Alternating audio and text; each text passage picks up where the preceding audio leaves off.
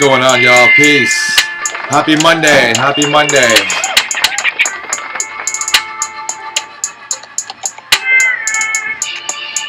We're going to begin in a bit, so just hang around. Climb on in the chat.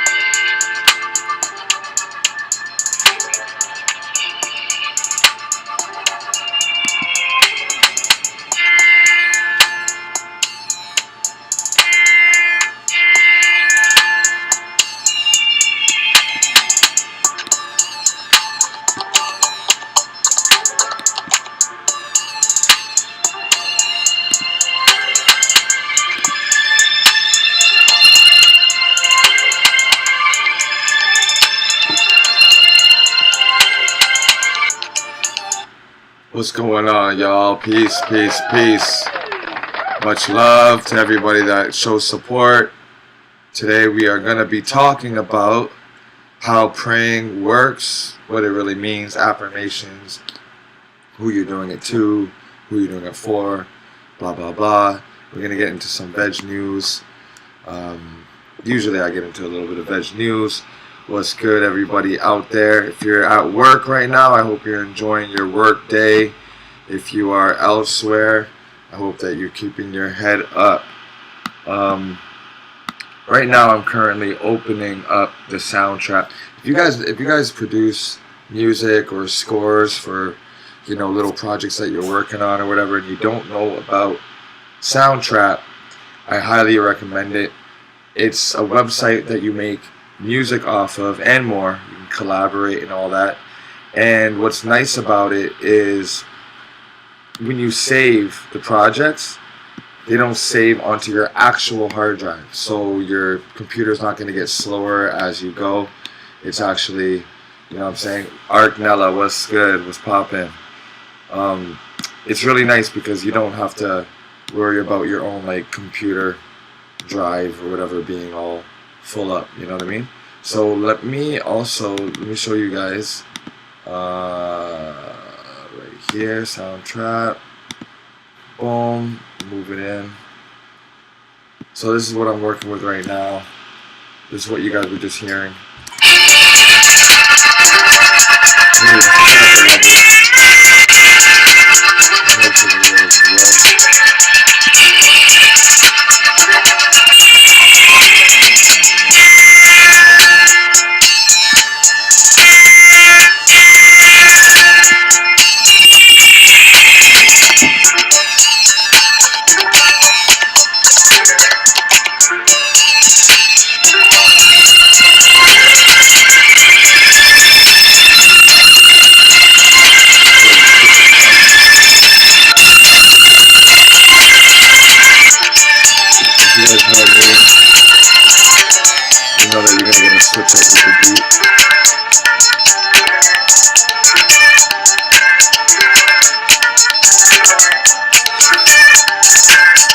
Because it's like 2 beats in one.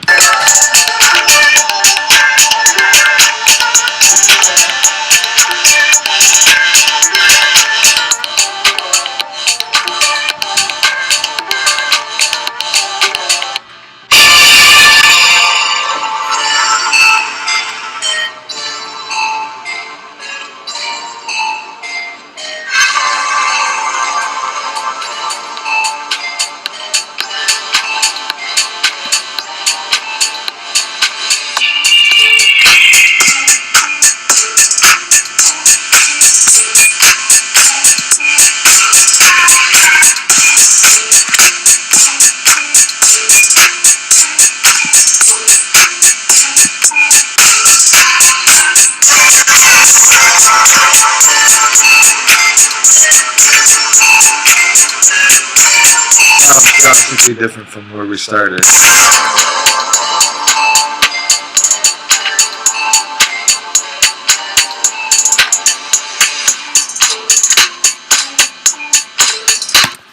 But so that's just a little bit what I'm working on right now. But basically, like, the key to a good switch up in music is having it's having the same instruments switch up what they're doing, not like a completely new song or anything like that. What I think works best is if you keep the same instruments from the beginning, and then just kind of add and build around that, of course. But I wouldn't necessarily just get new sounds and everything like that, because you want it to be cohesive, right? You want it to blend better, right? So that's just my advice. Okay, so let me get you guys going with what I'm working on here with the prayers. Now we're talking about prayers today. We're talking about affirmations. We're talking about basically, when you get on your knees and you start praying to someone. Some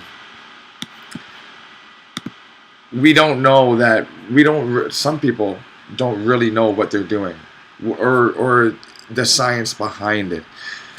And usually the prayer is going to some deity or god or some sort of goddess, you know what I mean? That's up there. We look up when we pray, typically. Or typically if we're like in a circle around a dinner table or something, we're looking down, which is interesting. When we pray, typically what you're doing is you're closing your eyes. Some people, I would say, keep their eyes open. But those nighttime prayers, those specific nighttime dedicated prayers, where it's like, say your prayers, that is basically closing your eyes. It's saying what you are wishing for, clasping your hands together or leaving them open if you're Islam or Muslim or something like that. And you are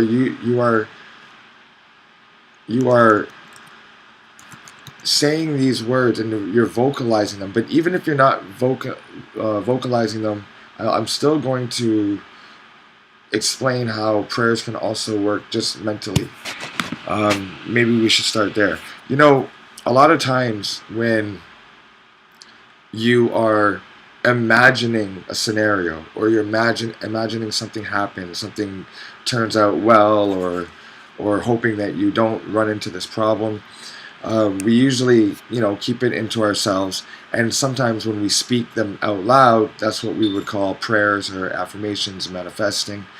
And there's been studies done where you're imagining yourself working out. These participants, one group would actually lift dumbbells, and then one group would just imagine lifting dumbbells. I'll never forget the extensive studies that were done on athletes who would have these electrodes hooked up to their bodies. And when they were imagining getting on the starting block for their race and, hearing the ready, set, and then the gunfire, and then they would bolt off of the anchor and start running their dash, whatever distance it is, what the data showed when they really hooked up all the electrode nodes to their body and really put them on a track, they noticed that all the same muscle groups fired off in just the same amount of intensity, sometimes less, sometimes more, as they would if they were really doing the race itself. And so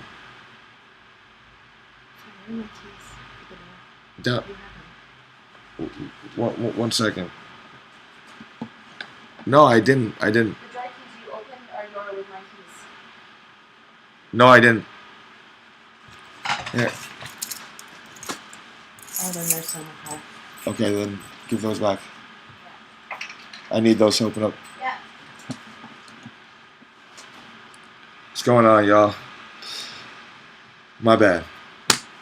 So what happens is that we are in the mental state. We are thinking of what we want, and even if you're imagining yourself like the studies showed, if you're running a race or even if you're working out, if you imagine yourself with some dumbbells, you often will see that the exact same thing is happening in your body as if you were really doing it. So what does that mean? That means that you can imagine yourself being healthy and it manifests. It means you can imagine yourself being sick and manifesting that. And so thought is everything. And you're thinking about running when you run. You're thinking about dancing when you dance. So it is all mental anyway. It's not like it could ever escape the mental. It's always there. So when we are thinking about things inside, like, oh, I hope I get this job, I hope I get this job, it's the same thing as when you're praying. You know, when you're at night, before you go to bed, and when you're about to get into bed and go to sleep, hopefully a deep sleep, you're doing the same thing. You're saying affirmations to yourself. And I brought up resonance here on the Google, on the screen. That's what we're looking at. And of course, it's vibration. And when we vibrate, we're always vibrating, but when we attune yourself, like these tuning forks, they can be tuned to a certain resonance. How do you do that? With the size. You make them bigger, you make them lighter. And when we become the tuning fork, when we start making ourselves, we start molding ourselves into the vibration that we want to see, that's basically what we're doing when we are praying, right? When we want to pray for somebody who's sick,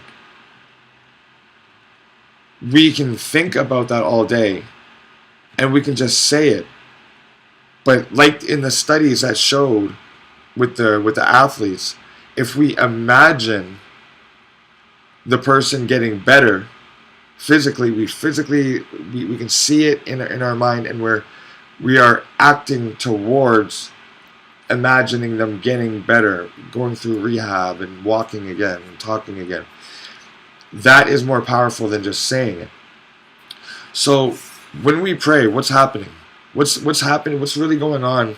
And is there somebody out there who is answering all prayers?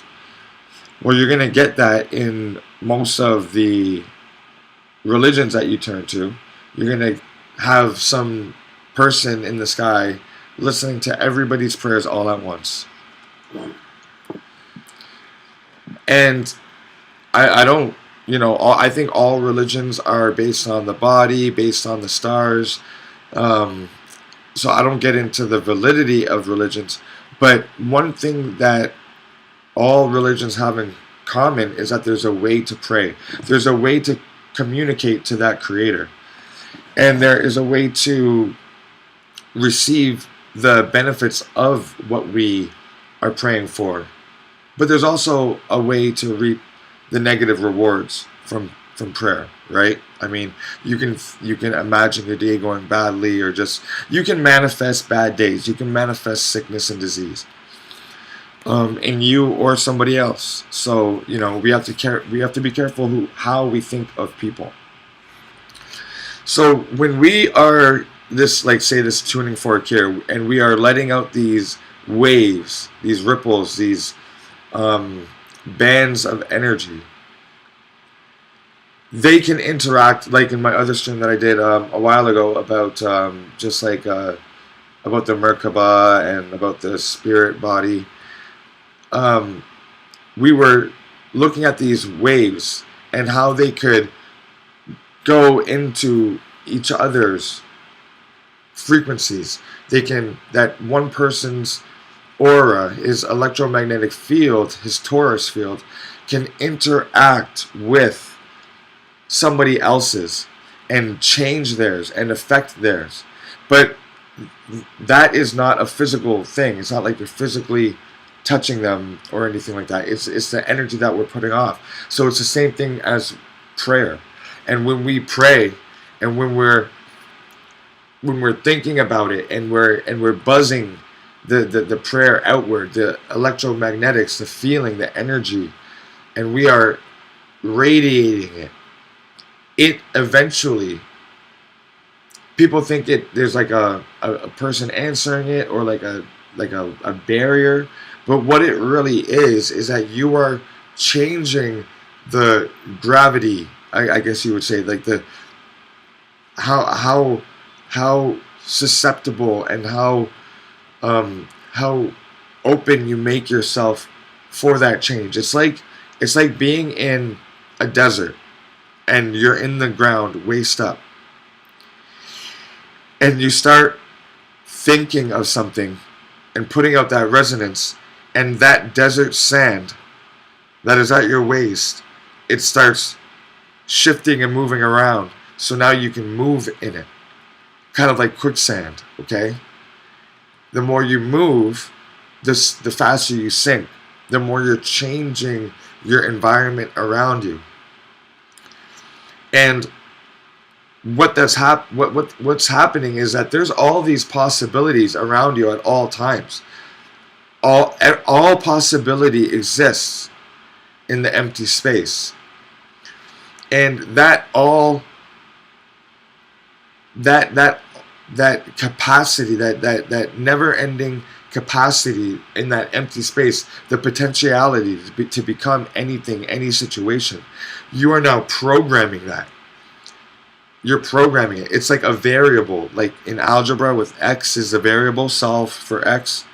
It's like x is all around you, and at any time your situation can change, your environment can change. What you're simply doing with prayer is that you're programming it, right? That's what you're doing. You're programming the potentiality around you. Let me search this up for you guys. Prayers. Or maybe praying. Maybe that would be a better word. I'm going to search this for you guys, and we're going to go over what I was just talking about. Okay, so images, Google praying. See, hands clasped, hands together, or sometimes apart, like right here. And all of these pictures, eyes closed. Why the eyes closed? Okay, why the eyes closed? We're going to get into that. Usually knelt down, like on your knees, kneeling, sitting, like the Muslims kneeling all the way, forehead to the floor. So what we're doing right now is obviously these are the hand formations, and if you watch those old kung fu videos, the way that they would strike a person, they have like different hand formations as they were punching and striking, and like poking with the manta, and like open palm to block, and the way the energy flows in and out of your hands makes a big difference. So clasping them together is, I don't believe it's a. I've heard a lot of talks against it, about clasping your hands together. The open palm is very common, practiced by many millions of people around the world.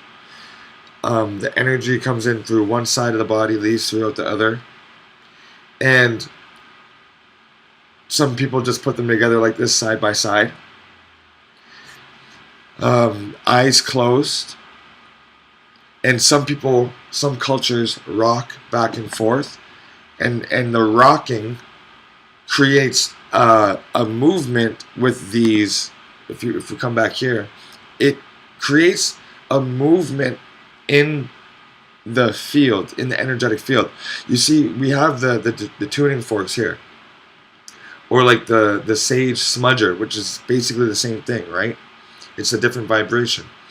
And usually you'll see like people in the church, they're swinging that ball of frankincense and myrrh, and they are attuning the space around them. The tuning fork can be waved like a wand back and forth, creating its own energy, its own rhythm, while it's vibrating itself.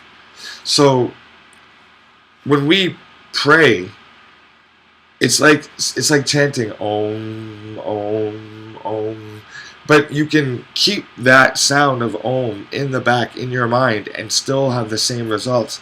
A lot of gurus and religious leaders will say that you can either say Om, like Om, Om, or you can say it in your mind.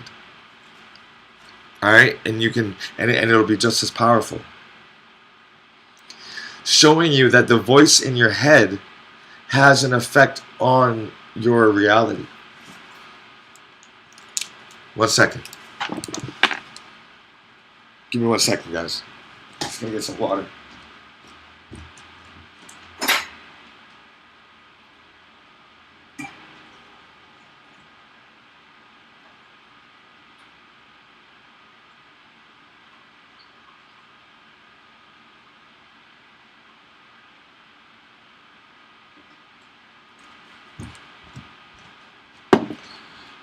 All right. Praying,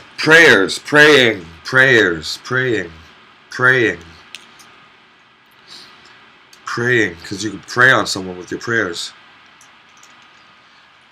Prayers can be evil too. What's going on? We're back, guys. We're back. Thank you for that. Just had to get some water.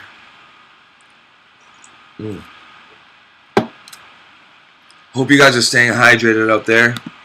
Getting that hydrogen water inside of you. Alkaline water. Don't eat alkaline water if you're eating food.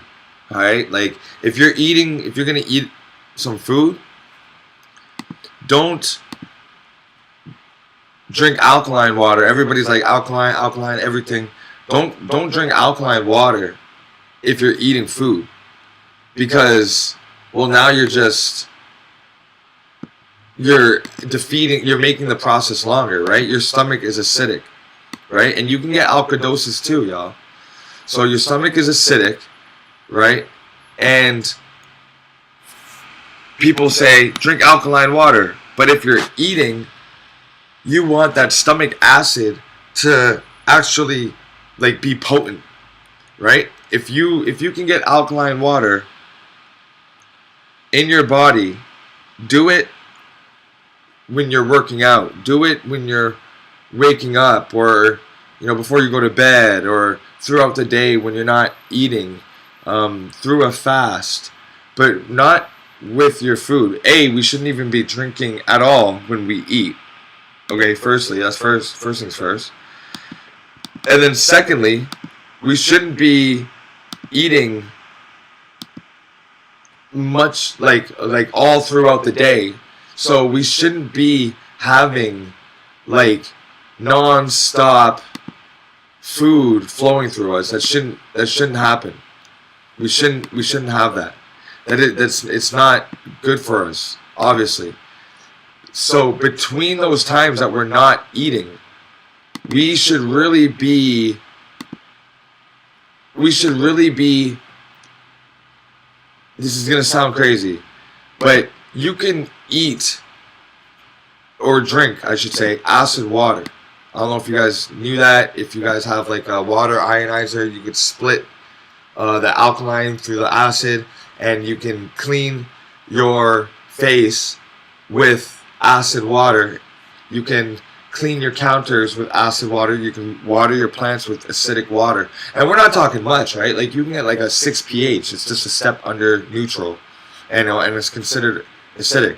So if you have a water ionizer out there, and I know they're expensive, okay? They're like upwards of $1,500. They can go all the way up to like $9,000. I like Life Ionizers. Life Ionizers is a really good company out of California. They ship to Canada as well. It's dope. What they do is they shock the water through electrolysis, and it polarizes the minerals in it from the alkaline to the acidic, and it goes through different sides of your tap. Like there's two different taps, and out of one side comes alkaline, out of the other side comes acid water. That acid water can go down to like a 2 acidity. That can kill 99% of bacteria on your counter, your dishes, all that.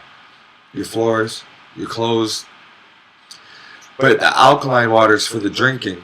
But we shouldn't be drinking while we eat. Alright? That's like number one. Why? In the Middle East, they liken it to a fire. Your stomach is a fire. And when you drop the food into the fire, it burns up the food. Like the acid burns the food. And if you're drinking water, if you're drinking the water, then it's just gonna put out that fire. It's not gonna make it as potent. The acids won't be as potent.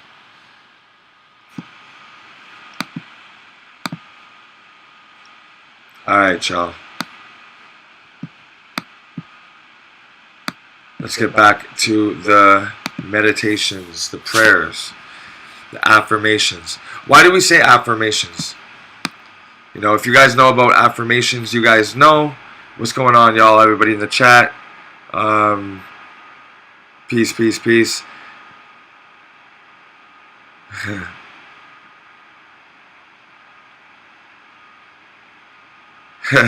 Carbon's hating on my music, y'all. That's hilarious. He's here. I got your time, Carbon. You're listening to me anyway, so thankful for that. That's funny. It's funny what people think about music. I remember when I was in school, and we were giving presentations on like our favorite song or whatever, and it was funny because we started the teacher picked country music. She had this country song. It was a favorite song, and we all started laughing because it wasn't the hip hop, you know what I mean? It wasn't what was in at the time. So we started laughing, and then she gave us like a real good talk, like, yo, like, you know, there's music in this world for everybody. You know, the jazz station exists, the metal, heavy metal, all that stuff. So when it comes to music, when you're in the production realm, you don't really judge what people want to make. But that's only if you are really into music and you're serious about it. Otherwise, you're just a goof, and you're still immature when you're talking about what music is quote-unquote good or not. Country music sells millions and millions of dollars. Indian music, Punjab music, you know what I mean? If I was to get up here and play a Punjab beat, and it had all the, like, those like hand drums in it and the sitar, someone would say, oh, that's trash. But it would sell billions of copies in another part of the world, you know what I mean? So it's just a maturity thing. You know, that's all it is. Okay, so let's get back to the meditation. So when we're praying, we are, what have we said? We are changing the environment around us. We are reprogramming. It's like being in a pool. I likened it to a desert, but I can use another example right now here on the spot. It's like you're in a pool and the water's still, and you start doing like one beat and start making these ripples. But if you go faster or higher or lower, or just a different pattern, like side to side instead of up and down, or like circular left, circular right, circular horizontally, circular vertically, diagonally. There's so many different types of wave patterns that we can make, and depending on what you're putting out can make the outside vibrations come into you. You can attract something. I remember when I was in the public pool in the city, and like a fly would fly in the pool. I could get the fly that was trapped in the water, stuck in the water, I could just like pull my hands inward like this and have the insect come towards me. Or I could push the water down in such a way where it would create waves to push him away from me. And so the type of vibrations that you're putting out in this ocean, because this air is an ocean that we can't feel it. Just like a little shrimp or lobster at the bottom of the ocean, little crustacean, just like it has millions of pounds of pressure on top of it, it doesn't feel it. Yet if we took the lobster or the oyster or the shrimp out of the ocean floor, we could crush it easily with like 5 pounds of pressure. So why can it survive under millions of pounds of pressure, and we take it out and we put 10 pounds of pressure on like a lobster tail and it'll crack? Okay, so we are like those bottom feeders, those people that are living on the surface of the land. Just like in the ocean, they are living on the surface of the land. They just happen to have water on top of them, and we have a lighter form of water, a less dense form, but it's still water, meaning that you can still put off your resonances and you can still put out your waves. And you see, the resonance that you put out is like the lobster, right? The lobster, they have those big antennas, and they make these motions in the water that their antennas can pick up. And you know how lobster antennas are like very intricate. There's like stripes, rings. There's these rings going all down the lobster shell, the lobster antennas. And the shell of the lobster is very smooth, but on the underside it has all these little feeler hairs underneath it. The legs look very furry. This is to pick up subtle vibrations, okay? Subtle vibrations. And if you can imagine that we also are living in a water-like medium, when we put out those vibrations, they are being picked up and received. The subconscious, the overhuman, the overman, which would be your higher self. Your higher self is seeing more than just linear. It's omnipresent, omnipotent. And when we put out these vibrations, just like you could like get a fly or something stuck on the surface of the water, you can pull the water in a certain way to make that prayer come to you, to be answered. You get it?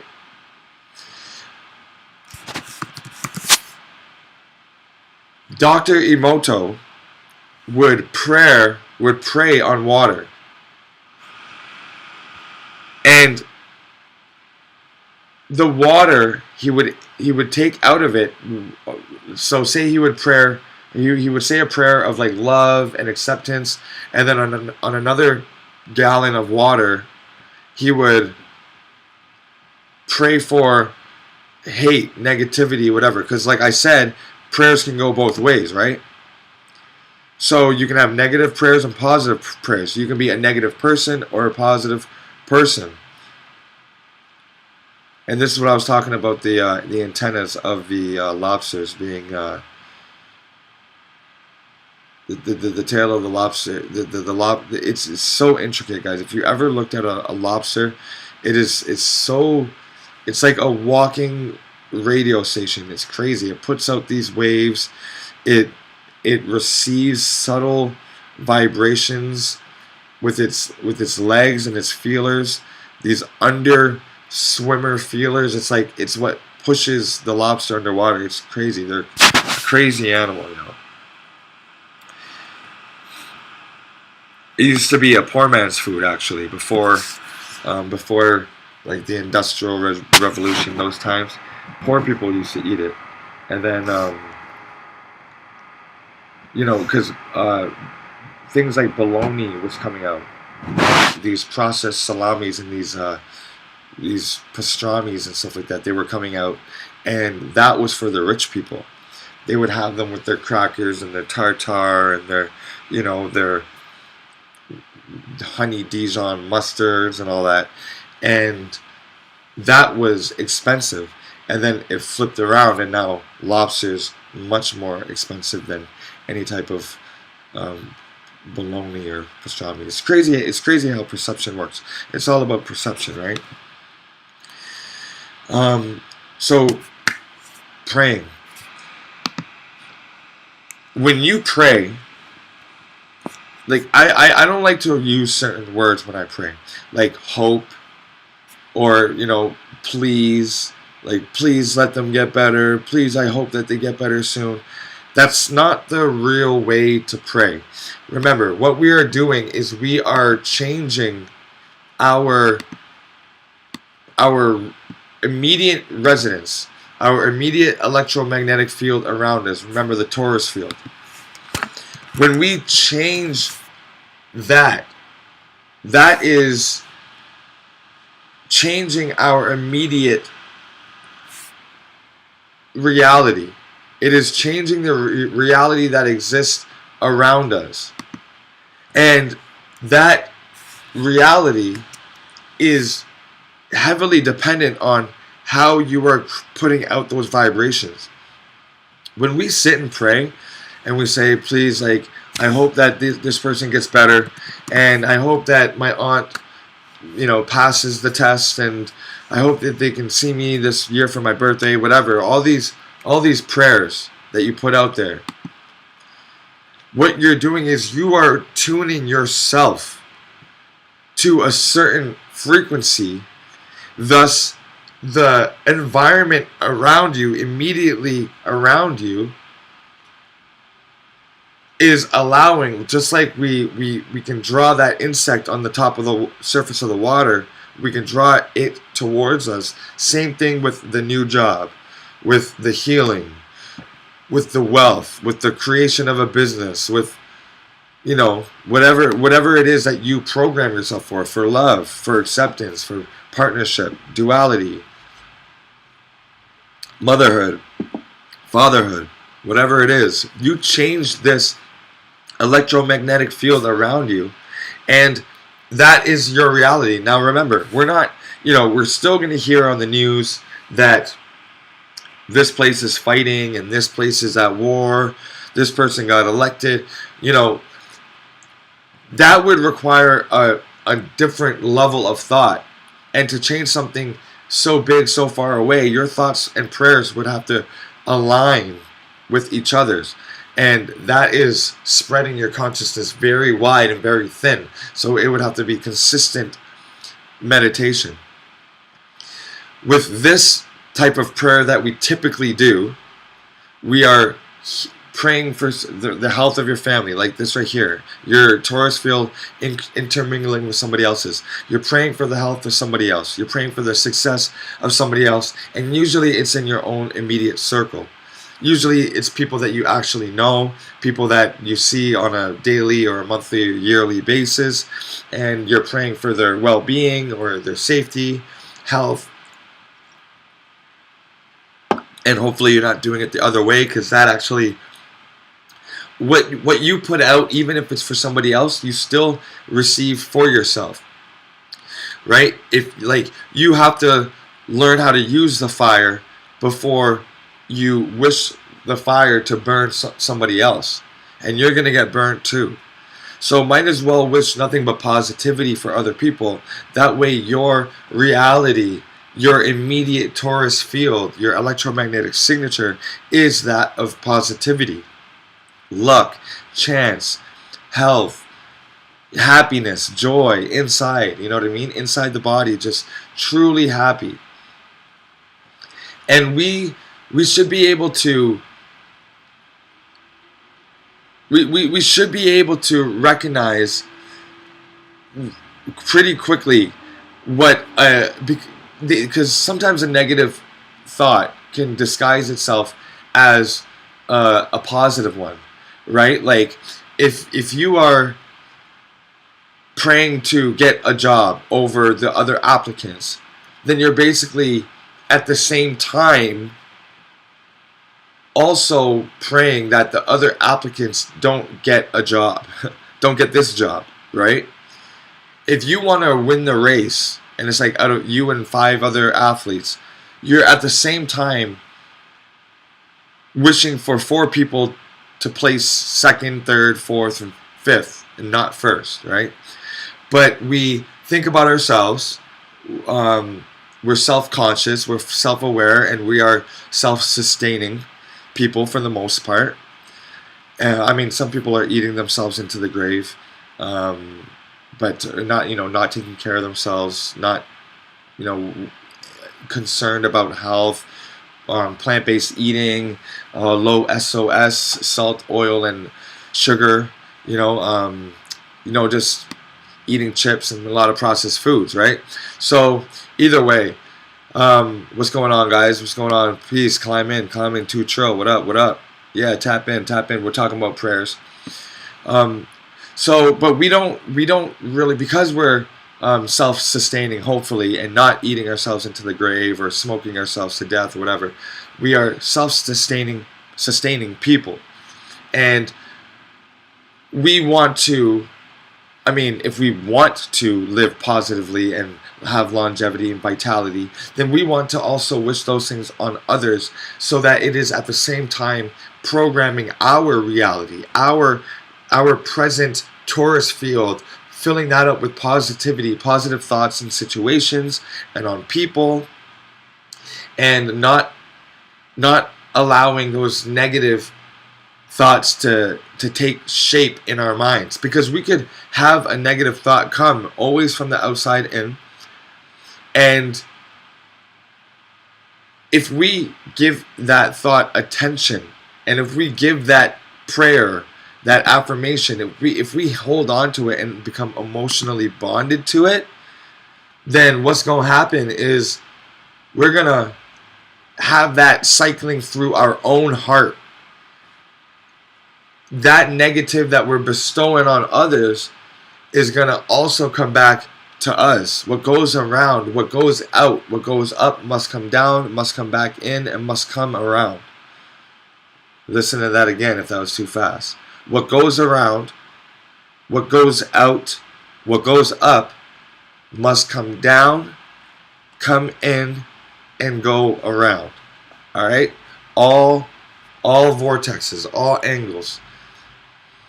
Because we are emitting a torus field that goes through all angles, angels. This is why we pray to an angle. We pray to an angel. Some people pray to the angel of death. Some people pray to the angle of fertility, of life, of success, of joy, happiness, peace, clarity.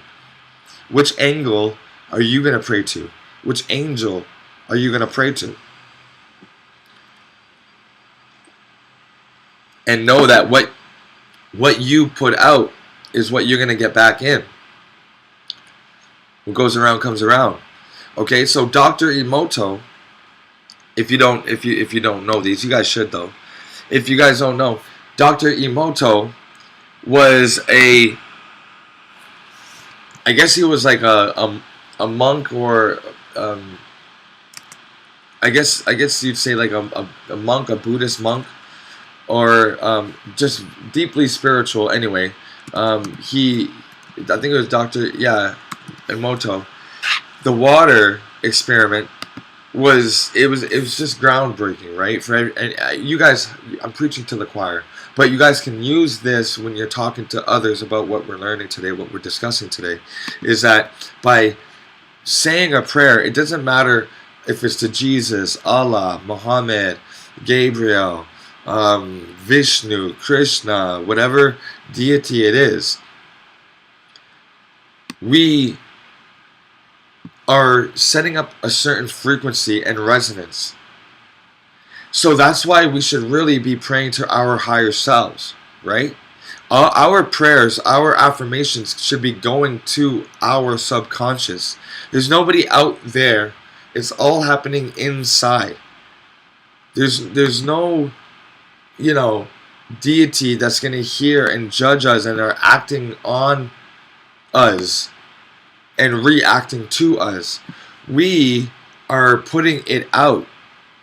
And what we're doing is we're emitting it in our immediate space, and then seeing that change happen, because like being in that water, in that pool, you're going to create splashes. You're saying prayers, affirmation, repeating it, and you're creating waves.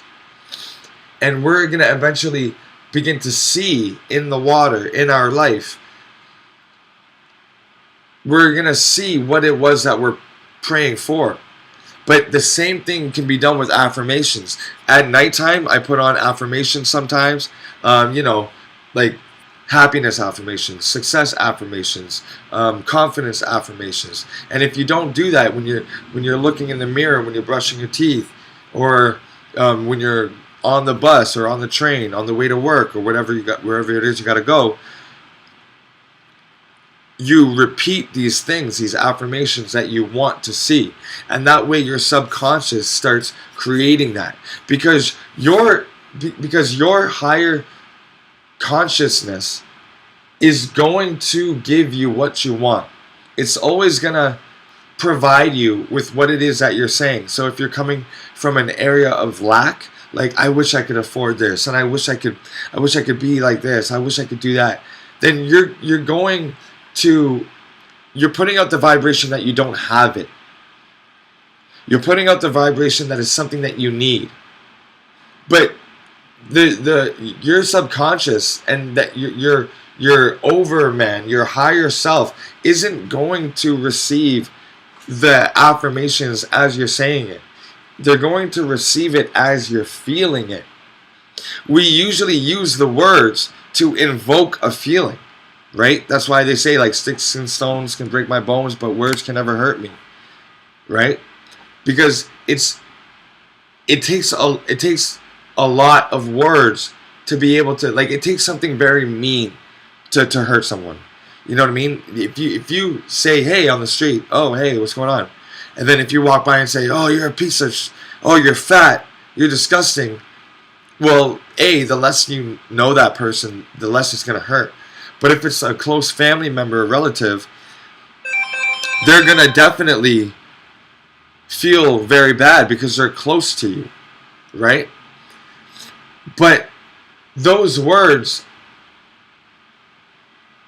they invoke a feeling. You can feel it or you cannot feel it. You don't have to pay attention to it. And some people are really good at this. Some people get flip the bird when they cut them off in traffic, and people get so mad. Oh my God, I can't believe you cut me off. And you honk, you put the finger up, and some people just don't care. They just keep on driving. Some people are extremely sorry. They feel bad. And so there's different degrees of what words power can do to you. But if you're doing it to yourself, then you are invoking those feelings, because typically it's something that you want, right? Typically, you really do want that position or that lifestyle or this person to be well in the hospital. But instead of thinking, I wish I could do that and I want to do this, you have to set yourself up in a position of feeling where you already have it, where they're already healed, they're already healthy, walking and talking again. But if you put out the feeling through the words, like, I hope one day I can afford a house. I hope one day I can afford a house. And you keep on saying that. Or you keep on saying, soon I'm going to be rich. I'm going to be rich one day, I know it. You're putting out the vibration that you're not there yet. You're not where you want to be yet. If you are we'll go back to the pool example with the insect on the pool. And the insect can be anything. It can be like a floaty ball. It could be like one of those floating toys in the pool with you. The different way you make your vibrations, or the way you create the waves, you can manipulate that object coming towards you or against you. And if you are doing the correct vibrations and repetitive action to bring that object in the pool towards you, what you're doing is you're being that. You have become the ball. You have become that to what it is you want. If you want that job, you can't go around praying for the job. You have to act like you already got it. If you want that car, you have to act like you already drive it. When you see it on the road, say, hey, I have that same car. It's a Lamborghini, right? You're on the highway. It pulls up, and you're looking at it, and you say, man, I wish I had that car. Oh, I'd do anything for that Lamborghini. That's why I'm working so hard. I want to be able to afford that someday. You're only going to receive, you're only creating an energetic patterns that say, someday you'll get it. Someday you'll receive it. You don't have this yet. And it'll never come. It'll never come to you. Because you're not attuning yourself and you're not vibrating to that which it is you want. If you want to be a successful entrepreneur, you got to wake up and you got to know it and you got to be it. You know, we all have seen those movies and shows where the wealthy person gets up, goes through all of their suits, picks one, puts it on, is just slowly getting ready, buttoning everything up, putting his cufflinks in, you know, puffing up his chest, wiping the dirt off the shoulder, you know, brushing it, the teeth brushing, very serious, regimented, very clean, putting the bar of soap back, putting the nail clippers back. Very, very clean, very meticulous. This is a character trait of most ultra successful men. They're very organized, they're very methodical, get to bed early as soon as they can, wake up early, seize the day, and half of what they have to do is done before 12 noon, and then the rest of the day they can just kind of drive around, do different meetings, and whatever. If you want that type of lifestyle, for example, you have to already act like that. Go through your closet. Fold your clothes nicely. Go through it. See if it's messy. Clean up. Make your bed. You know, if that's what you want, then you have to fake it till you make it. You have to act like it. Right? You have to become that successful person that you want to be. You have to act like that person is healthy, like you're healthy, right? So when we're praying, right, we get on our hands and knees, clasp our hands, put them together, keep them open, whatever it is. The trick to praying properly and receiving the blessings that you want is being grateful for these things that you want to have, like you already have it. Okay? It's a little trick. It's a hack. And maybe I should rename this stream as how to get what you are praying for. How to get what you want. Because the trick is, and if you don't know this by now, then listen up. Like, this is very important if you don't know what I'm about to say. You know, learning this one trick has completely changed my life. And that trick is being thankful like you already have what it is that you want. And at first, it's going to feel really dumb. It's going to feel silly. You might feel like you're going to get laughed at because you're going to be speaking delusionally. You're going to be saying to yourself and maybe even to your close loved one, oh yeah, I love that. I love our mansion that we live in. And they're going to be like, huh? Yo, I love the Lamborghini that I drive. Thank you. I'm so thankful for driving a Lamborghini. I'm so thankful for being successful. And if you have a job and you want to be the best employee, you have to say, oh yeah, I'm the best employee they got. Yeah, I'm the best. I always get the employee of the month. And someone who knows you can say, huh, these guys never got employee of the month. But guess what's going to happen next month if you keep on saying that? You're going to get that goal. You're going to get that job. You're going to do whatever it is that you want to do. Get whatever it is that you want to get. It's going to take time, but you have to keep on thinking about it. You have to keep on charging your Taurus field with that resonance of what it is that you want. All right?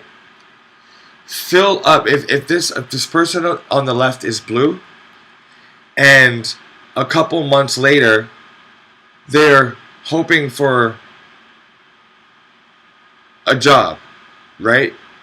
They're thankful for the job, and it's turning their auric field, this Taurus field, is turning it yellow. So on the left, imagine that these two people were the same person, okay? They're the same person, and the one on the left is blue. He's sad. That's perfect. He's blue. He's sad. He's out of job. He's out of luck. And let's imagine that the yellow version of himself represents happiness, joy, wealth, right? Before this person on the left, who's feeling blue, is sad, moping around, before he can change his reality to wealthy, he has to fill up his auric field with that yellow. And now that he's filled it up with yellow, positive thoughts, golden thoughts, right? Wealth, money, success, friends. He has to first imagine it. And what the imagining process is going to do is it's going to turn his Taurus field into that color, and then the reality will align. And then he will permanently have this yellow Taurus field, and he'll leave this blue one behind. And then it's possible that he can lose it all. He gets robbed. He becomes unmotivated, maybe addicted to a drug. Maybe a girl left him with nothing. Whatever it is. And then he can always go back to blue. Maybe he's rich now, but he became depressed. He has everything he wants, and now he's depressed. He has to, and now let's say he wants to just seclude himself with naturalistic people in the jungle, off the technology. Then he has to change this auric field green before he can experience that nature. You know what I mean? So the actual experiencing of it always takes place after you've imagined it and were thankful for it. Be thankful for being it before you see it. If you keep on putting out the energy and the wave pattern of I hope one day, I hope soon, please let me do this, please let me have this and that, that's all you're ever going to get. And that's why the people in the church can never leave the church, because they're praying A, to someone that doesn't exist, B, they're praying in such a way that they don't have it yet, and C, they're in a church with a bunch of other Taurus fields praying for the things that they want. So they're never on their own changing their own environment. They're always being hooked into with other people's auric field. This person's hoping that his sister heals. This person's thinking that hoping to pass high school. And now their auric patterns are getting intermingled with each other, and the thought forms of these other people are hooking into your auric field. And imagine if this prayer of disgusting and this prayer of love were sat side by side. Then the closer the crystals that got to the disgusting jar would become, look at this, it's malformed. There's no shape in this. This is for disgusting. So this one here with the gold background, that was Dr. Emoto praying on the word disgusting. And then he, on another jar, in another time, another day, he prayed for love. And this was all to water. And what they did was they took out a droplet of the water of each vial and they flash froze it. So they like blast chilled it, where it's like it just froze immediately. And the way that the water solidified into the ice was based on the way it was prayed on. So on the left, disgusting, when you're thinking of that word, disgusting, gross, ew, just disgusting, you're disgusting. The water molecules aren't structured. There's no structure to them because there's no love. Okay? This is also showing us that positive thoughts and loving thoughts lead to a structured, dependable life of helping, right? And the thoughts, the negative thoughts like disgusting and all that, they lead to a very unstructured life. Negative thoughts towards yourself and other people. It leads to a very unstable living condition. You don't like your family. You're always arguing with your family. You left your house when you were 14 years old and you never wanted to go back, and now you're on the streets sleeping from place to place. Hopefully you're going to get into a shelter. Hopefully you can get some food, and then you're addicted to this drug and these cigarettes and the drink, and your life just spins out of control. But the thought form, the very thought form of love structures your water. Thus it is structuring your environment, your torus field, and it is painting it a new color, a new vibration, meaning your reality, everything that comes into contact with you is going to raise onto your frequency of love. It's going to create more of what you are putting out. So don't be at work wishing that the day was over, wishing that you could just get another job. No, just imagine yourself being happy at work. It's so much easier to imagine yourself liking what's happening as opposed to trying to just say how much you hate it and you can't wait to leave and be done with it. You gotta start saying, oh, I'm so happy with the way things are going in my life. I'm just so grateful for everything that's happening to me in my life and the people that I have around me.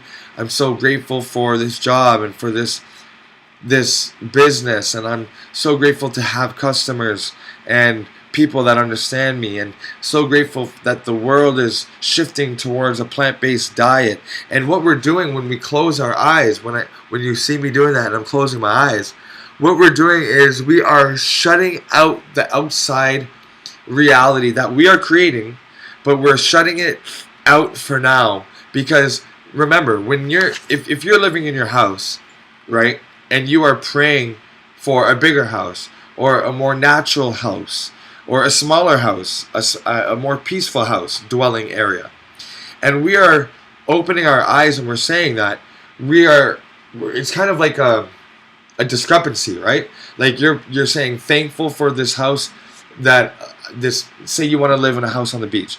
Thankful for this house on this beach that I have. I can see the ocean, but your eyes are open and you're not seeing the ocean, and you're seeing a shitty sink and counter, and you don't have a working fridge. It's always crapping out on you. So the reality that you're seeing is in direct conflict with what it is that you're trying to program your body to believe or to manifest and create. And what ends up happening is the patterns, they get overlaid and they cancel each other out.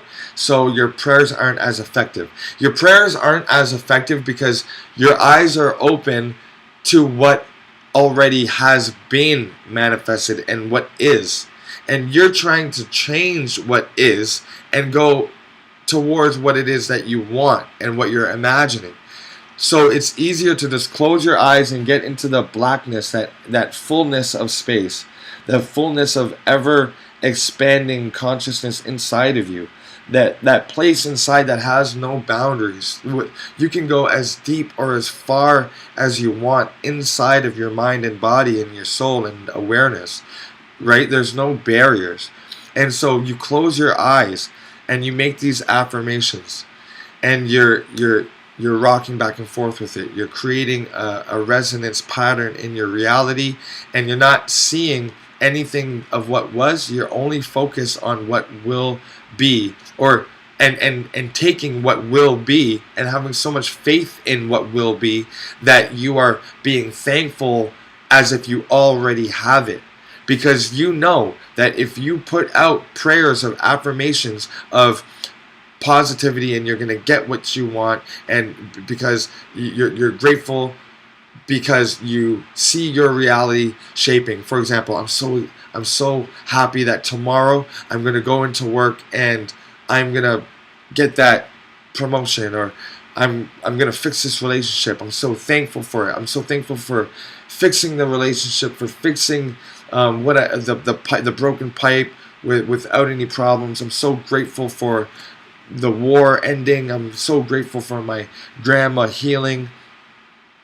And what's going to happen is your grandma's actually going to heal, and you're going to be still grateful for it. Because when your grandma actually heals, then of course you're going to say, oh my God, like, thank you so much. Like she's healed, she's better. I'm so grateful that she can walk again. And you've been doing it the whole time, right? You've been thankful that your situation will be improved. You've been so grateful that the situation is improved the whole time, that when it actually improves, you're still grateful for it.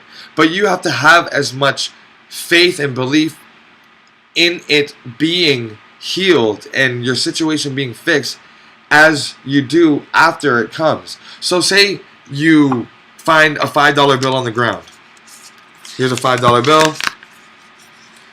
And say you want to find one when you leave your house today, or on your way home from work, or on your lunch break. If you were to actually find one and pick it up, you say, oh, sick, $5. Now I can just get a free lunch. Boom, that buys me lunch. Thank you so much. I'm so thankful for this money that I just found on the ground. Yeah. You call someone, yo, I just found $5 on the ground. You're so happy. But you would never do that before you found the $5. But the trick is that you have to do that, right? Imagine that you went outside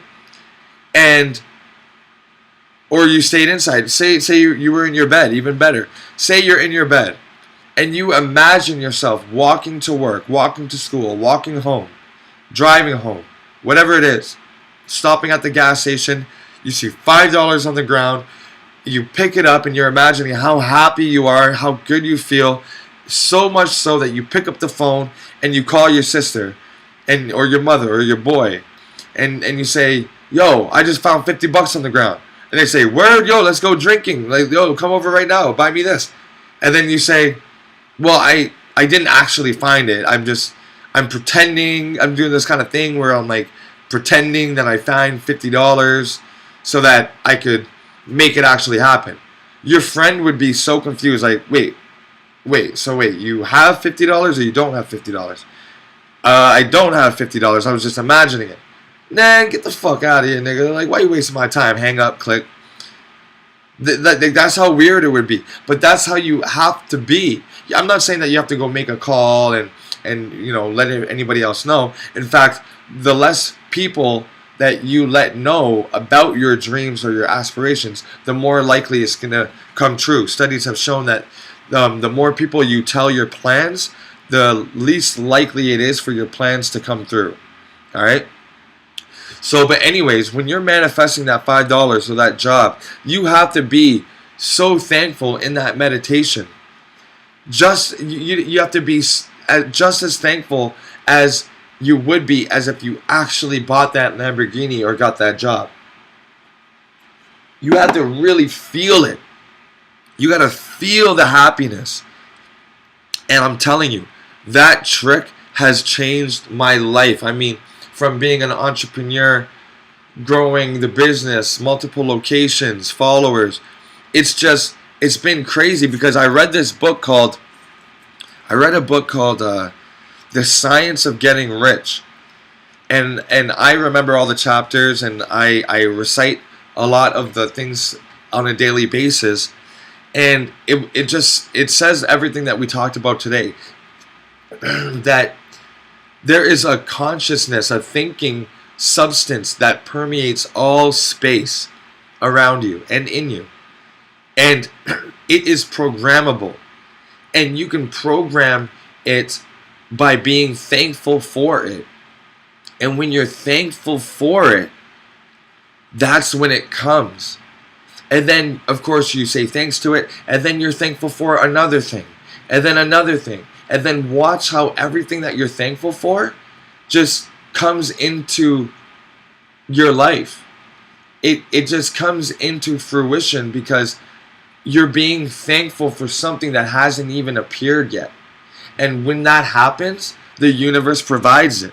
It's kind of like when you are saying, you know how your mom or your grandma used to tell you to do something and then thank you, like in the same sentence? Like, for example, like, go sweep up the floor, and when you're done, put the dust into the garbage, thank you. Or, hey, like, turn it down, thank you. Hey, stop running in the house, thank you. You know, that kind of talk.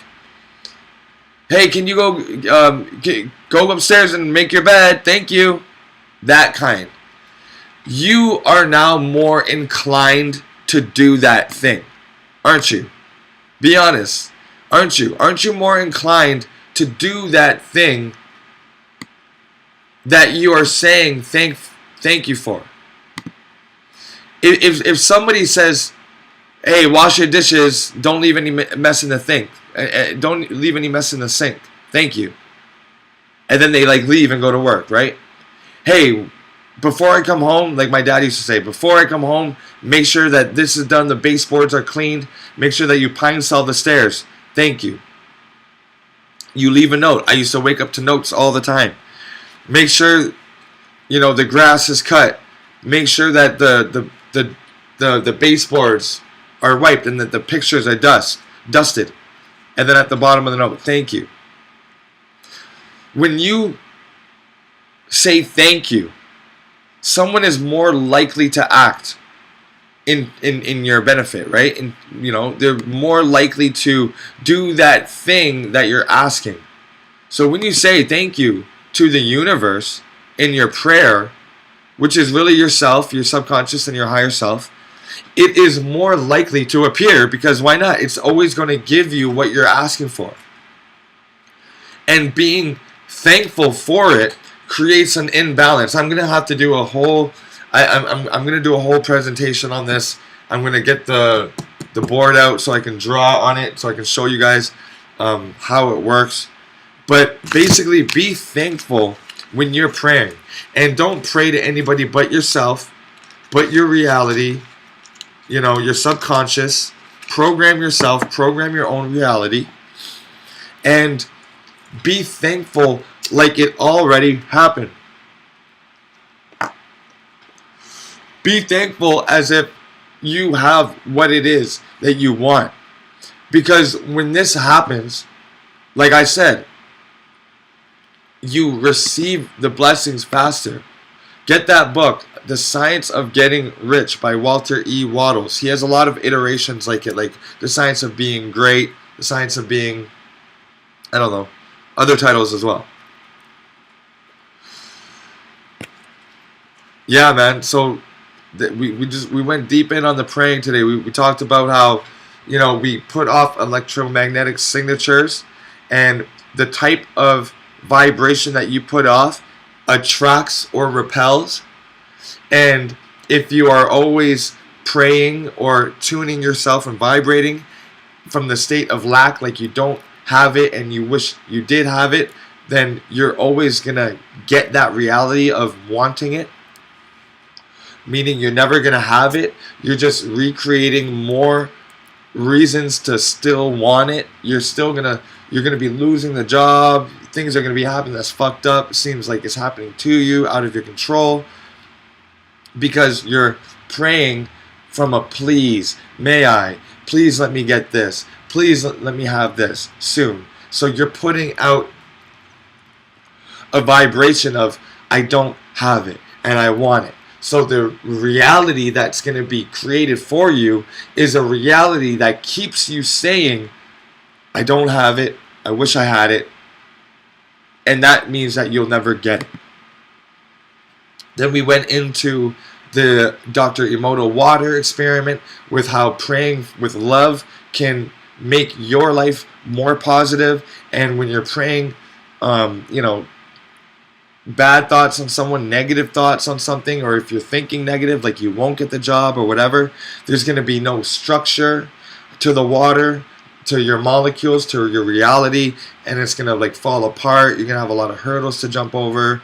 But if you think about love, if you pray with love, if you think positively, then you're actually structuring your molecules in your body. Thus, and we all know that our body isn't solid really. So that means that if we are, think about it, if we can structure something as dense as water in our thoughts, then why wouldn't we be able to structure something as light as the air around us and the electromagnetics around us flowing out of us? That's less dense than water. So of course we can structure our reality and our torus field, which we talked about, with what we want to see. And if we are praying for what we want to see, then how we do it is we pray in a fashion of we already have it. So that's everything that we talked about today. That was the wrap up on that. I'm gonna have to do like a part 2 on that, because we could go deep into how being thankful creates a better pattern in the electromagnetic fields so that you can get what you want quicker. Okay, that's a big thing, because we're gonna involve, like, it's like playing Pong, and it's gonna involve giving and receiving polarities. So that's gonna have to be a whole nother episode. But for today, everything that I just went over was what we talked about, and we're gonna have to switch gears. But y'all, if anything that I was saying today makes sense, drop a 1, like it, and subscribe and share. I took my time with it with y'all. We talked about some different things as well, because why not, right? We like to explore a lot of options, different discussions, thoughts here on this channel. So we discussed a lot today. My boy got shot. The bullet went in. It went through his body. Two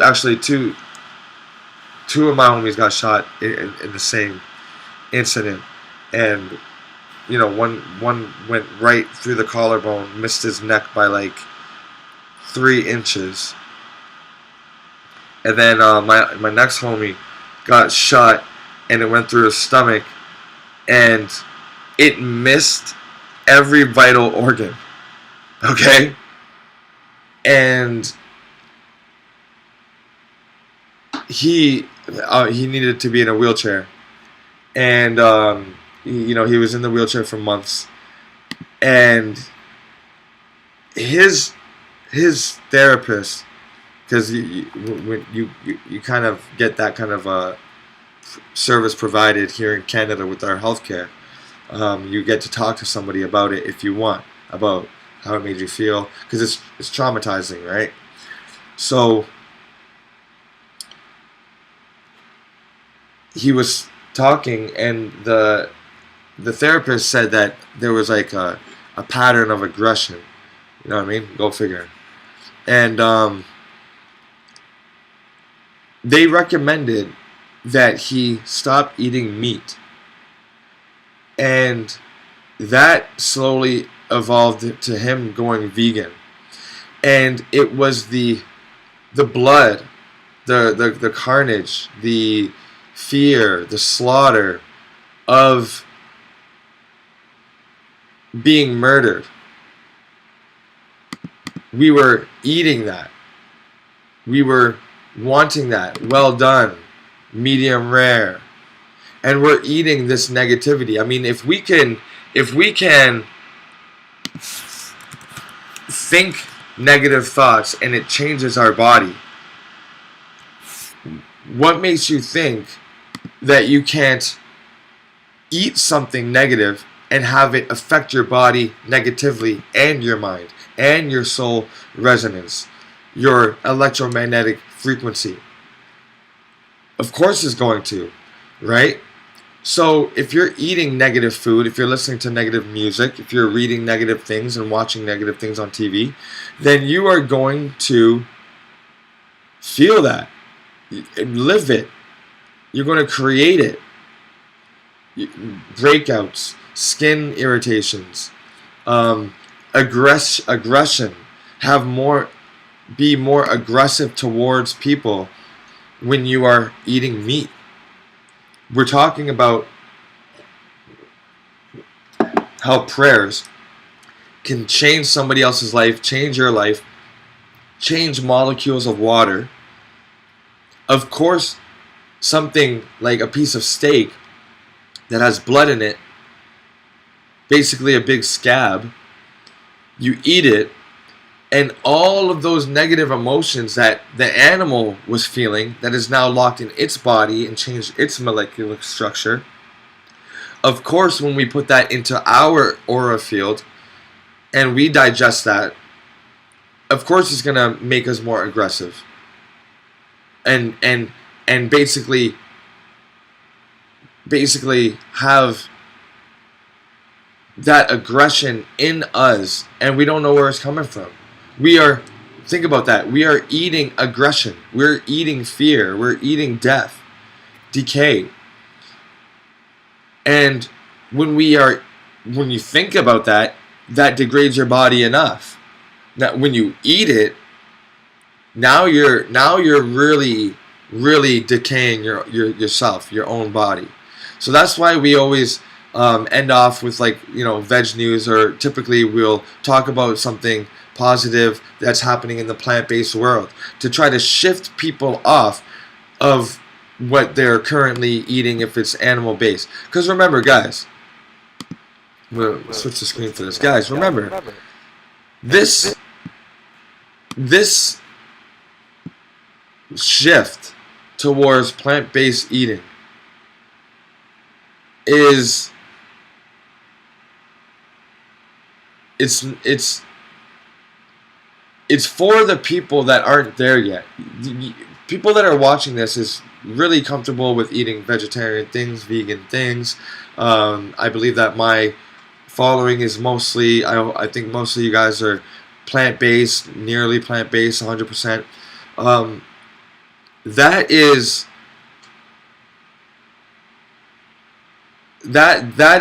the trend that is happening around the world, is this slow shift to plant-based eating, to vegan eating. And we have to understand that there is a need for people that are so addicted to meat, that are so brainwashed by the advertisements and the bodybuilders and whatever it is, the movie stars, and they are so conditioned through school and the evolution and the strongest survive and all that shit, and how we ate meat and it grew our brains. Like, come on. These people really need something to switch over with, right? Like, it's not a overnight thing. I doubt anybody watching this had it overnight. So, like, let's not forget where, because a lot of times you'll say, oh, well, I've been, plant-based or vegan for this long, and tell someone, yeah, I've been doing this for 5 years, 10 years, 20 years, and you forget that when, maybe you did do cold turkey, but just remember that there was a process to whatever. It was definitely mental first, and then you wrestled with it in your head. Most people that do it overnight have wrestled it in their heads and sorted everything out. Sometimes it just comes from a movie. You just turn plant-based because of a movie, right? And that you watched a documentary that you saw, and it just made sense, and you just stopped eating meat from then on, right? And I think it's important to have this intermediary type food with the end goal being 100% unprocessed plants that come straight from a local farm that's nutritious and healthy, right? Eat local, eat seasonally, blah, blah, blah, right? So here it's saying why these 14 celebs are moving away from meat. And what I love about when a celebrity goes plant-based or does something like that, like to help save the state, to help increase the positivity in our realm, it's because they have a lot of followers, right? Like they're the original influencers, and people do it for different reasons, which is really great because it gets all of their followers to think differently, right? So the more celebrities that go vegan, the more people go vegan, and unfortunately, it's just true, right? It's true. Kevin Hart, he said he was going plant-based for his health, so he wanted to do it for his health.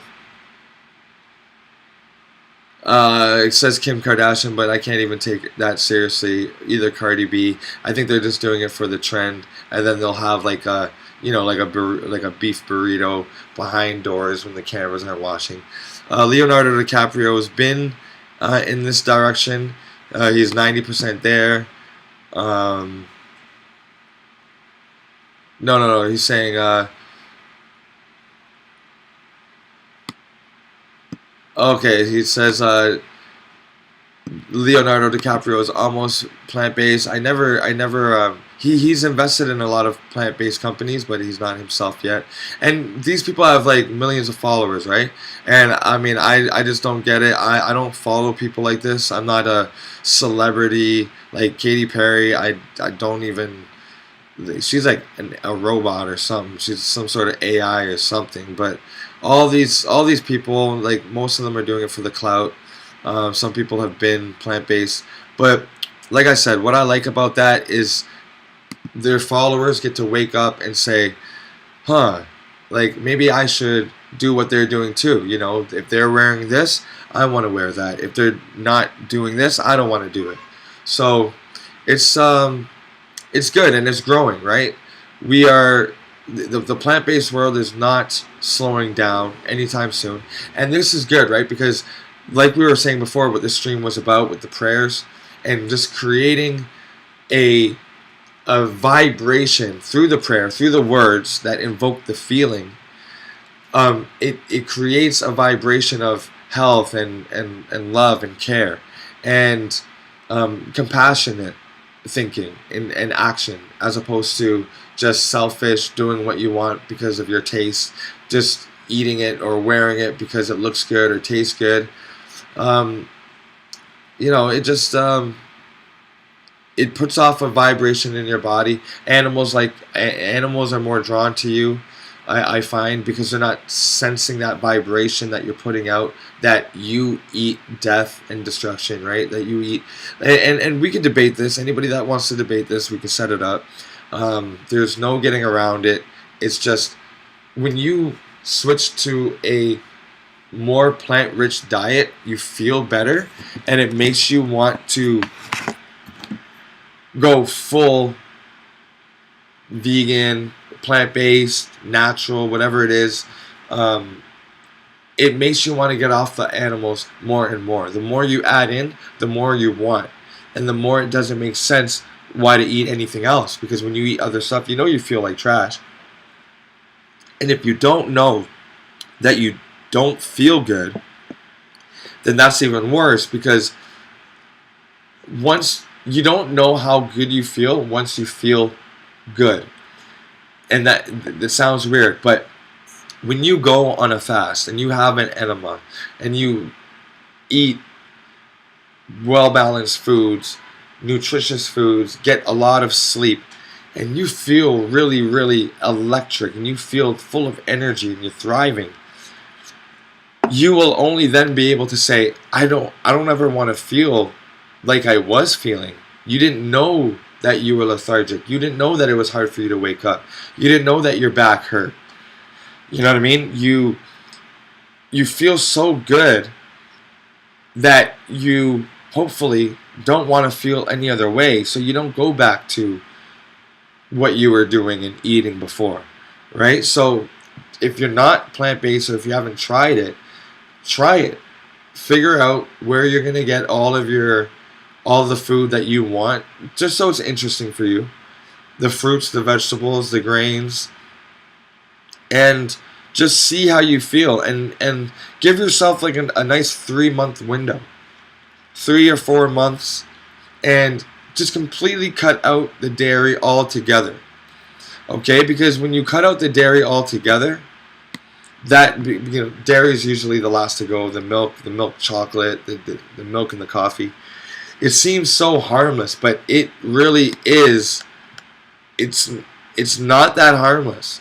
The milk, the dairy is probably some of the most mucus causing, scarring tissue, phlegm, inflammation. It's pretty bad. So I would highly recommend that if you're on the dairy, to try to lay off of the dairy, and go 100% plant-based for about 3 or 4 months. Okay? Like, here's an article that just says, the heading, it says, just to kind of like show you what I'm saying, eating an abundance of fruit linked to 61% reduced risk of miscarriage. Like, that's a big percentage. And in order for a woman to feel good through her pregnancy, fruits, right? And if it can lead to a 61% reduced chance of miscarriage, that means that there's 61% more women feeling great through their pregnancy, which means healthy, right? How vegan food can solve the world's biggest problems, which is, talks about climate change and food scarcity. Going plant-based will help us achieve a better, like a fixed food scarcity. There'll be food abundance, because all of this abundance of grain and grasses and whatever are fed to animals that we kill and can only feed a certain amount of. So say you can feed 20 families with 1 cow, but the cow grazes an area of land that can feed 50 families.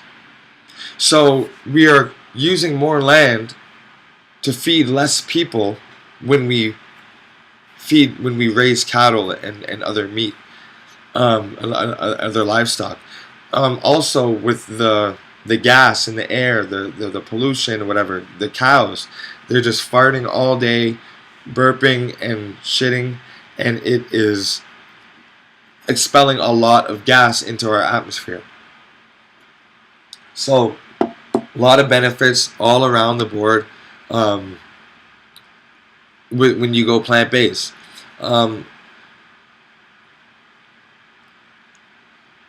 New pro-veg arm aims to make vegan food the next big thing in Nigeria. So, you know, Nigeria. Now, if you know Nigeria or Nigerians, you know that they love meat. They love beef. They love beef, chicken, fish, and shrimp, and they heavily focus the importance of the status of a meal, like at a wedding, at a social event. They have the meat as the main focus. But we need to switch that, and in Nigeria, that's going to be a hard thing to do. I wonder how they're going to do that. Let's see how they're going to do that. An apple a day slashes frailty by 20%. So 1 apple a day, frailty with the bones, chances of breaking your bones, your hip bones, your wrists, and as you get older. It keeps your muscles hard and robust and hydrated. So let's see here. Global nonprofit ProVeg has launched in Nigeria with the aim of revolutionizing the country's food culture by promoting healthy plant-based options that are both climate and animal friendly. As part of ProVeg International, ProVeg Nigeria joins forces with 10 other offices worldwide to lead the mission of replacing 50% of animal products globally with plant-based cultivated foods by 2024. Hakeem Jimo, a vegan entrepreneur and co-founder of Nigeria's first vegan restaurant, was instrumental in spearheading the establishment of ProVeg Nigeria, recognizing the immense potential for increasing plant-based diets in his homeland. Jimo has assumed the role of ProVeg Nigeria's country director.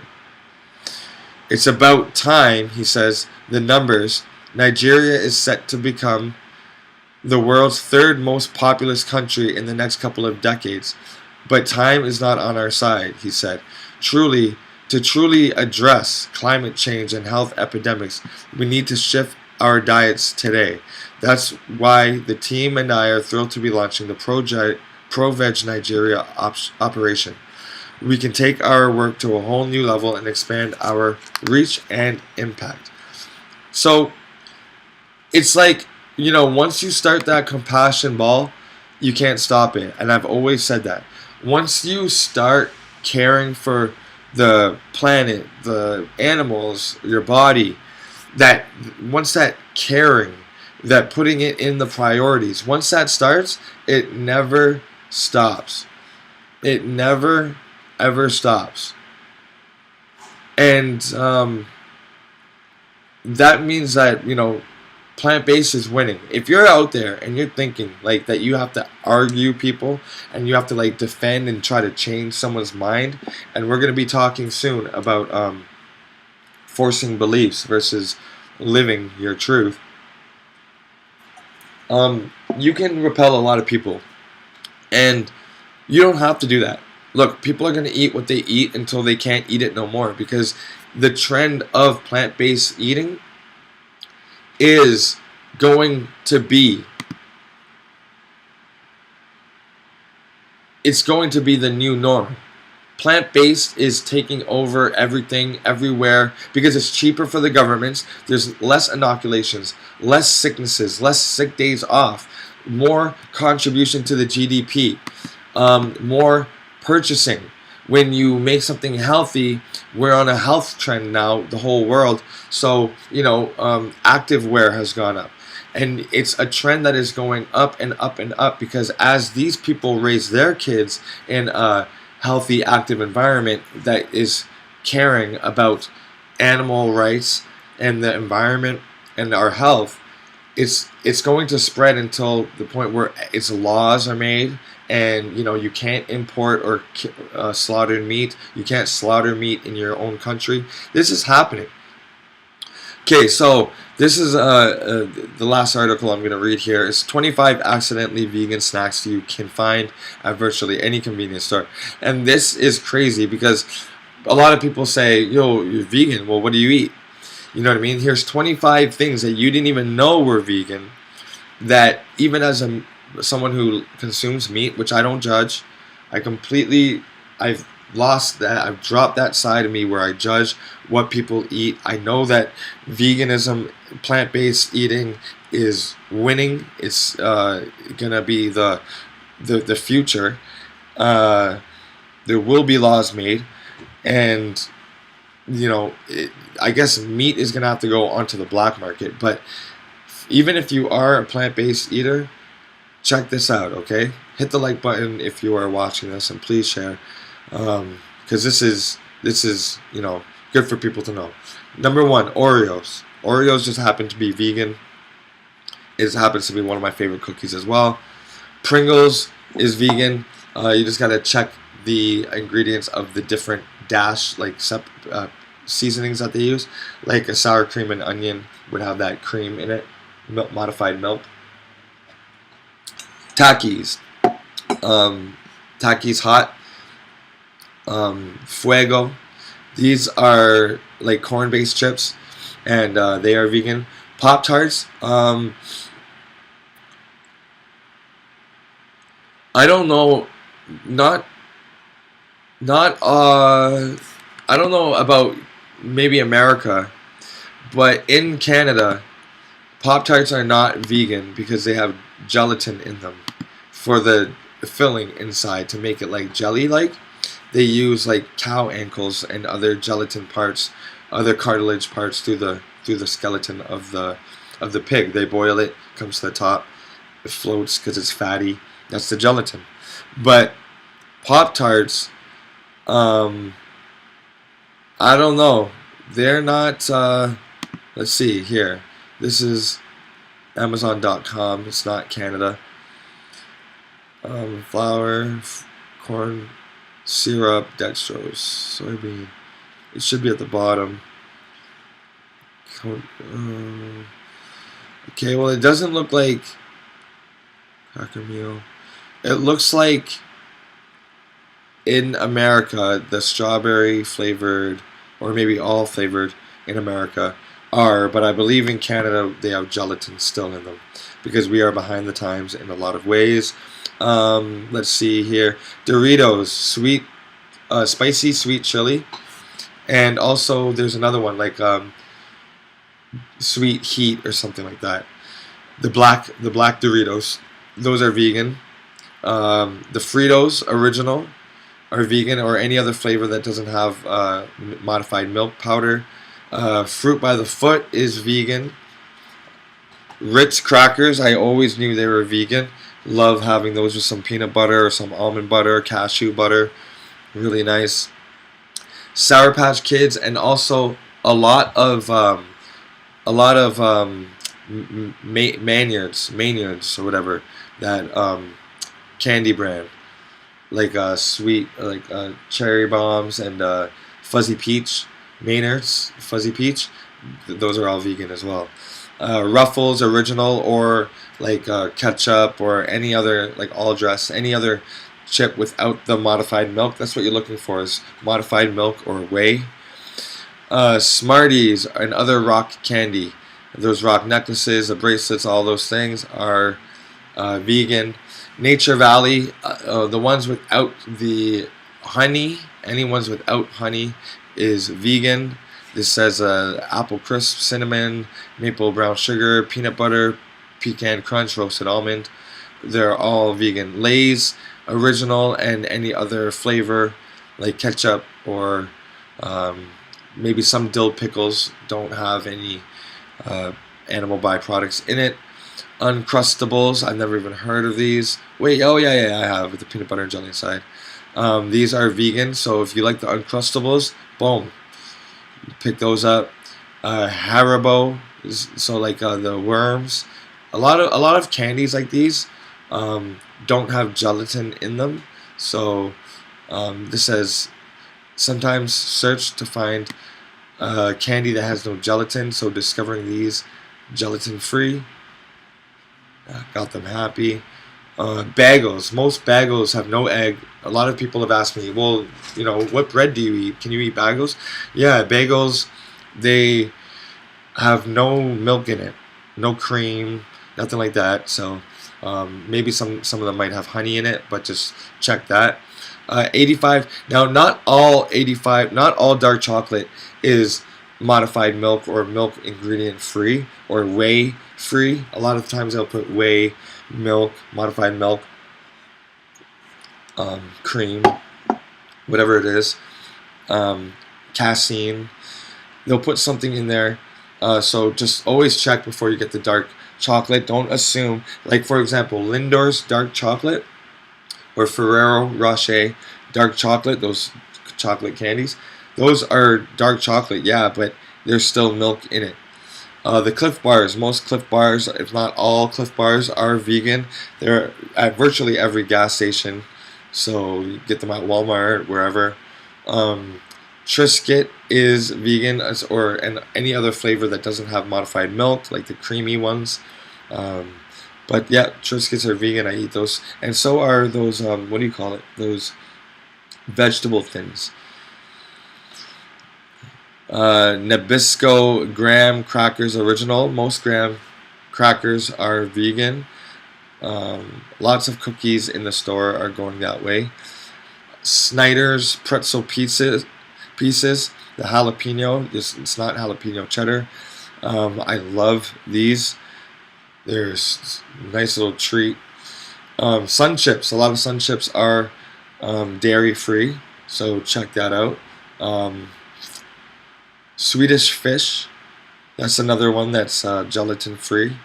So nut butter, the cookie nut butter, the Nutter Butter cookies, they are vegan. Belvita, these crunchy breakfast biscuits, these are also vegan, or at least some flavors are.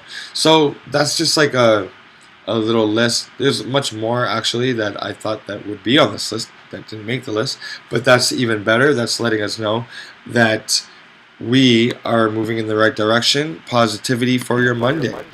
Alright, y'all, that is me for the day. Had to catch you guys up, what was happening, the prayer thing. I'm going to get into the prayer, that kind of like part 2, when I come back. Probably be on Wednesday if not Friday. I'm going to go for over an hour with you guys. I've definitely gone pretty long time with you guys today, 2 hours of non-stop information. So let me get back to what I gotta do. I'll let you guys get back to what you gotta do. And if you're working, keep paying those bills, doing what you gotta do. And yo, peace, love, and if you have a grudge, or if you're fighting with a family member or a friend, talk about it, get it resolved. Life is too short, life is too precious. We gotta really we really gotta live every day to the fullest. When you're praying, pray as if you already have it. Be thankful for it as if it's already in your life, and watch it start taking shape. Let it take shape in the mental. Act like it's taking shape, and then watch it take shape. You have to be that transmitter and your own receiver. But that's going to have to be on part 2 and talking about how to do it. It's just it's a whole science. Alright, y'all. Whatever you're doing out there, peace, love, and have a great day today. And I'll check you guys back in a day or 2 days, or maybe 3 or 4. And in the meantime, share their content, share the channel, get the likes up. It's really appreciated. I really appreciate when you guys do that. Comment on the video if you have any questions of what you would like to see in the future. I have a whole list of what I would like to talk to you guys about, and so we're just going to be day by day, stream by stream. We're going to be knocking those off. Alright, y'all. Happy Monday. Go out there, kill it. And I'm going to let you go, and I'll see you